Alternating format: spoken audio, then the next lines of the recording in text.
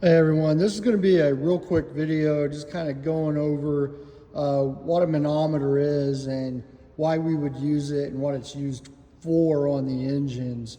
So a manometer is a tube filled with water, and you can see the water level in there, and you can see that there's numbers on this scale right here.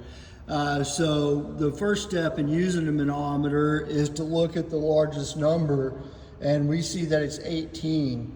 So if you're hooking this up to a vacuum source, where you read your inches of vacuum would be that, let's say it pulled it up to the 15 right here, and the fluid on the other side went down to 15, that is 30 inches of vacuum. So us being at 18 at our highest, I wouldn't want to hook this one up to a source that can pull more than 36 inches of vacuum, because it would just suck all the fluid out of the manometer and that wouldn't be good, right?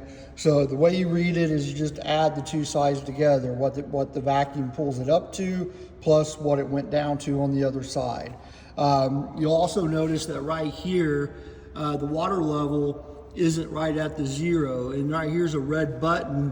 You push this button and you can move the scale up and down to get your 0 to line up with the water level at atmospheric pressure. Up here at the top of the machine, we have, should be another tube right here, but we took this one off because it kept going missing and we don't need it.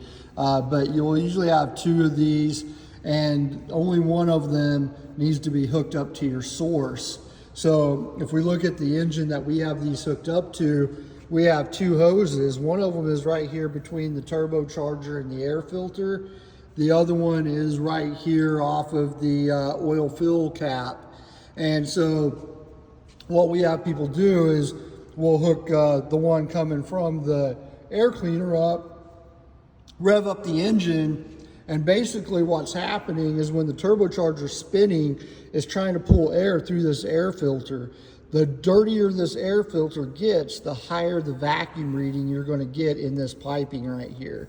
And so this is a good way to check for air intake restrictions, dirty air filters, things like that. The other hose, the one that's coming off of the oil fill tube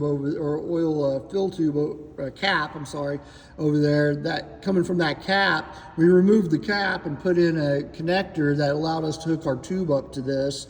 And we got this one run to the manometer. And so what that's going to do is read crankcase pressure. And so that'll tell me if I have a lot of blow-by in the engine, if it exceeds the specification in the book, and so forth. So this can read a light pressure and a light vacuum. But honestly, my own personal opinion is there's a lot of better tools out there to do these tests with, like a magnehelic gauge, for example. But it is a tool that sometimes in some warranty claims and some shops that they want you to use this guy. So I figure it's important for people to at least be familiar with it and know how it works. If you have any more questions about the manometer or want to know anything else, please put it in the comments and I'll answer your questions.